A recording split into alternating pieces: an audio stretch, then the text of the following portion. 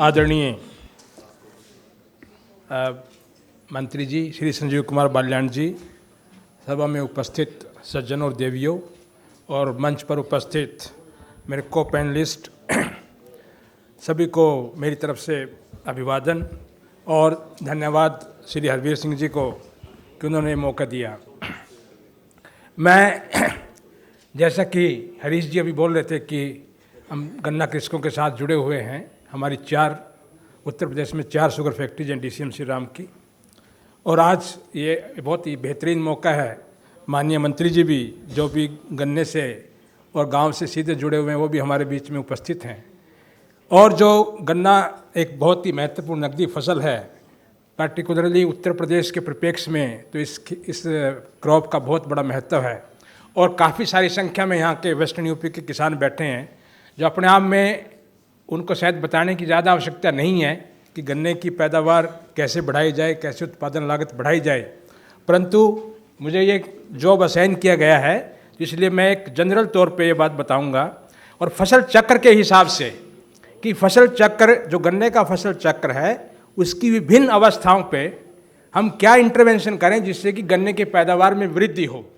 और माननीय मंत्री जी, आपका ध्यान 1 मिनट के लिए आकर्षित करना चाहूँगा। आपको जैसे जानकारी है ही, उत्तर प्रदेश में जो प्राइज विनर्स ग्रोवर्स हैं उनकी औसत पैदावार लगभग 2500 क्विंटल प्रति हेक्टेयर की आती है।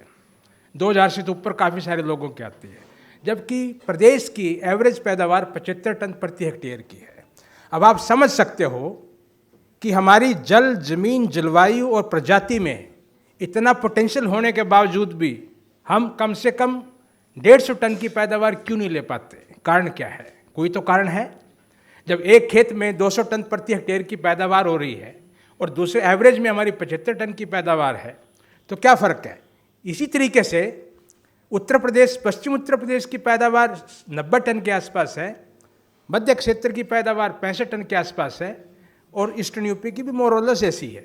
तो वहाँ भी कारण है। तो कारण क्या है? कारण मैं 5-6 बहुत ही सिंपल कारण बताऊंगा जिसको कि एड्रेस करने की आवश्यकता है। और यदि इन कारणों पर हम निदान कर सकें और बड़े स्केल पे इन चीज़ों को हम समाधान कर सकें तो निश्चित तौर पे गन्ने की उत्पादकता निश्चित तौर पे एवरेज रूप में बढ़ सकती है। और गन्ने का क्या महत्व है आज की तारीख में हम सभी भली भांति वाकिफ़ हैं। चाहे एथेनॉल का उत्पादन हो, चाहे पावर का उत्पादन हो, चाहे शक्कर का उत्पादन हो, चाहे बायो CNG का उत्पादन हो, तो गन्ना बहुत महत्वपूर्ण फसल है। तो विषय पर चर्चा करते हैं। नंबर 1 बात बीज से शुरुआत होती है। सबसे पहले बात प्रजाति से होती है।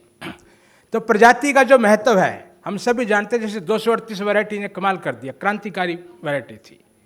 तो सरकार को भी ये चाहिए, चूंकि और ICR के हमारे XDG बैठे हैं यहाँ पर, महापात्रा जी, 238 जैसी वैरायटी, सुपर 238 वैरायटीज़ की पाइपलाइन चाहिए।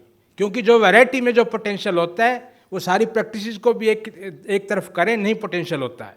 तो वैरायटीज़ का पोटेंशियल को हम हार्नेस करने के लिए वैरायटीज़ की, स्ट्रॉन्ग वैरायटीज़ की, रोबस्ट वैरायटीज़ की पाइपलाइन तैयार होनी चाहिए। ये हमारे रिसर्चर्स का ऑब्जेक्टिव होना चाहिए, एक एम होना चाहिए कि 238 से सुपीरियर वैरायटी हम कैसे पैदा करें। पिछले 6 दशकों में, 5 दशकों में बामुश्किल 5 से 6 वैरायटी ऐसी पैदा हुई हैं जो अच्छी वैरायटीज़ हैं, हम उंगलियों पे गिन सकते हैं। तो सबसे पहली ज़रूरत तो ICR का मैंडेट ये होना चाहिए कि मैं 238 से सुपीरियर वैरायटी कैसे पैदा करूँ, उसकी पाइपलाइन तैयार कैसे करूँ। दूसरी बात आती है हमारे लेवल पे काम करने की। सबसे पहले बीज और गन्ने का अंतर हमें जरूर आइडेंटिफाई करना चाहिए। गन्ने को ही बीज नहीं समझना चाहिए। बीज किसी भी वैरायटी का, सारी फसलों का बीज अलग से मिलता है। हम गन्ने को, पूरे गन्ने को ही खेत में डाल देते हैं, जैसा भी गन्ना होता है उसको बीज के रूप में इस्तेमाल करते हैं, जो कि गलत है। जैसा बीज वैसी फसल। मैं डिटेल में नहीं जाऊंगा कि उसका शोधन कैसे करें, वो करें, सारी चीज़ें तकनीकी जानकारी का सब्जेक्ट है, परंतु बीज और गन्ने में डिफरेंस, बेसिक डिफरेंस होना चाहिए। तीसरी बात आती है जो आपकी बुआई की विधि। हम सभी जानते हैं, जैसे ट्रेंच प्लांटिंग से 10 से 15% प्लांटिंग निश्चित तौर पे ज़्यादा जो यील्ड होती है, निश्चित तौर पे यील्ड ज़्यादा होती है। क्यों होती है? क्योंकि जो फसल का जो रो से रो का फैसला है वो ज़्यादा हो जाता है और उसमें हवा, धूप खाद और पानी के लिए जो कंपटीशन होता है वो कंपटीशन कम हो जाता है, और उसके जो ब्यांत हैं, जो टीलर्स होते हैं, वो टीलर्स अच्छे होते हैं, मिलेबल केंज अच्छे होते हैं, उनकी एवरेज हाइट अच्छी होती है, गर्थ अच्छी होती है। इसलिए 10 से 15% पैदावार में वृद्धि निश्चित तौर पर हो सकती है ट्रेंच विधि से और वाइड रो स्पेसिंग से। अब बात आती है खाद की। तीसरी हमारी लागत खाद की कीमत है। अवस्थी साहब बैठे हैं, नैनो यूरिया का इन्होंने विकास किया है और बहुत कोशिश कर रहे हैं कि कैसे फर्टिलाइजर की कॉस्ट को कैसे कम किया जाए, परंतु एक श्योर सेट मेथड है और जो उसको हमने बड़े स्केल पे आजमाया है, फोलियर स्प्रे। फोलियर स्प्रे से जो इफेक्टिवनेस है, फर्टिलाइजर यूज एफिशिएंसी निश्चित रूप से बढ़ती है। तो ज़रूरत, आज ड्रोन भी हमारे पास है, हम ड्रोन का भी इस्तेमाल कर सकते हैं।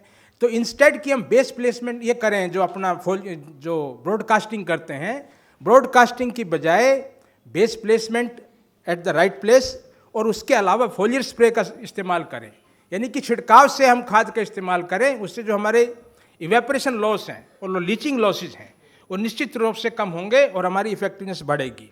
अब बात आती है मशीनीकरण की। पहली बात तो लेबर मिलती नहीं, दूसरी बात वो स्टेमिना नहीं रहा।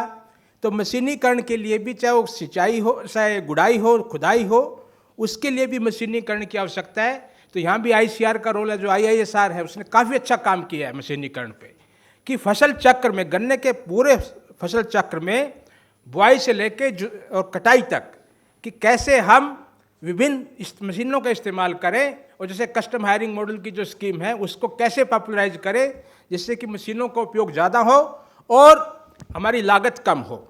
इसके बाद आती है बात इरिगेशन की। सिंचाई भी अपने आप में एक बहुत बड़ा विषय है।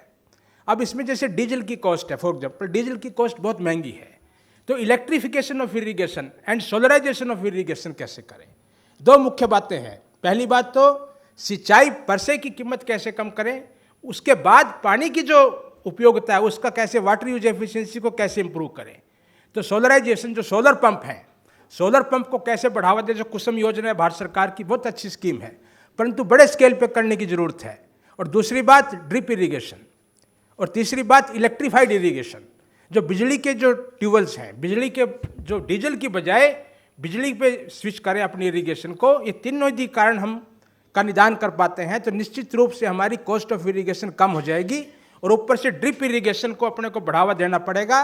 और आज हम किसी गफलत में हमको नहीं रहना चाहिए कि हम उत्तर प्रदेश में हैं, यहाँ पानी मिलता रहेगा, कि हिमालय की गोद में हम बैठे हैं। समय दूर नहीं है, आज वेस्टर्न यूपी में तो हम देख ही रहे हैं कि पानी का स्तर कितना नीचे जा चुका है, और ये मध्य उत्तर प्रदेश में भी और पूर्वी उत्तर प्रदेश में भी स्थिति आने वाली है। इसलिए पानी का बचाव करना बहुत ज़रूरी है और ड्रिप इरिगेशन को अपनाना बहुत ज़रूरी है। और एक लास्ट में मैं बात कहूँगा इसकी, समय से बुआई और समय से कटाई, दोनों चीज़ों की महती आवश्यकता है, क्योंकि कोई भी चीज़ जो समय पर बोई जाएगी उसको पूरा ऑप्टिमम टाइम मिलेगा, और कोई भी फसल जो समय पे जिसकी कटाई होगी वही बेहतर उत्पादन देगी आपको, इसके अलावा नहीं दे सकती। अंत में मैं एक दो बात और बोलूँगा। जैसे सिंचाई की बात कही, जैसे मैं इस विषय में ज़रूर थोड़ा सा बात को आगे बढ़ाना चाहूँगा।